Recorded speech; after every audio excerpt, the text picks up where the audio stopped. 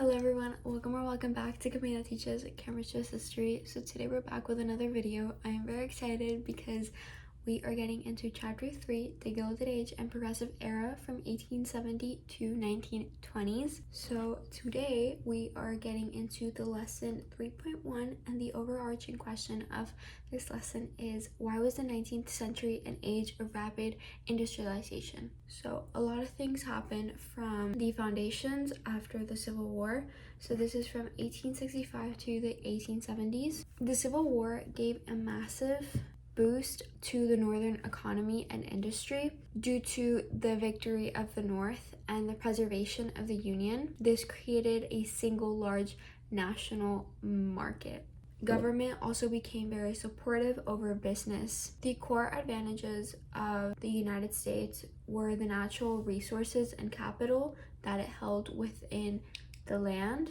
There was abundant natural resources like coal, iron, timber, and oil, all within the United States in high quantities. And capital was money from banks, previous profits, and investors who were ready to build factories and railroads. One of the most important drivers of the rapid industrialization of the United States was the technological innovations from 1870s to the 1890s. Electrical developments like Thomas Edison's light bulb in 1879 and power stations were super important. Also, communication improvements like the telephone and telegraph, steel production breakthroughs like the Bessemer process, and new machinery across industries dramatically increased productivity all across the nation. Due to these technological innovations, railroads were the backbone of growth. Railroads were invented in 1869 and onward. In 1869, the completion of the first transcontinental railroad was finished. Here's a little diagram of how it looked like. There was also massive expansion of railroads from the 1870s to the 1880s. And this connected everything together, which in turn creates a true national economy. And of course, this created huge demands for steel, coal, and engines. But one of the biggest problems was corruption and regulation attempts. The political situation and government policy during this time was laissez-faire attitude. Government generally left businesses alone, which created a lot of corruption, and we will get into that in a second. There were also high tariffs, which were protective trade policies, shielding American businesses from foreign competition. And of course, there's the Democrat versus Republican situation again.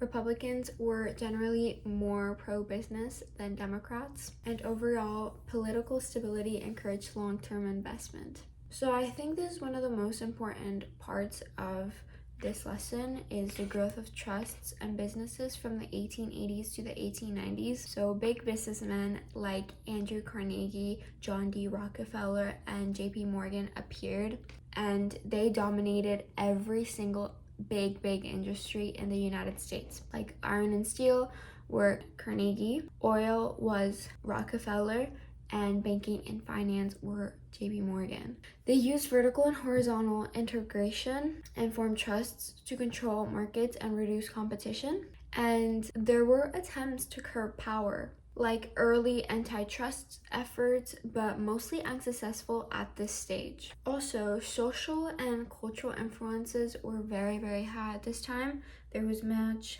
hardworking immigrant labor happening and American culture of opportunity. The massive growth in population through immigration provided cheap labor and growing domestic market.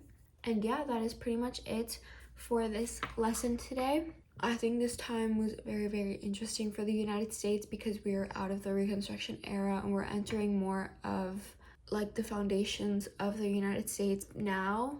So yeah, I think it's super interesting to learn about this. Anyway, I hope you guys enjoyed this video, and if you did, don't forget to like, subscribe, and hit post notifications so you never miss a video. We only have 3 videos left in this series. No! It has been such a wonderful time with you guys. I have been getting a couple questions here and there, and I have been getting likes and subscribers, and I'm just so incredibly thankful for all of you guys. My project is due on Monday. It's Saturday, so I am working as hard as possible. Anyway, Thank you so much for watching. I hope you all have a wonderful day. Let's pass together. Also, we never mentioned my shirt, but ignore it. Ignore it. Anyway, bye guys. Love you.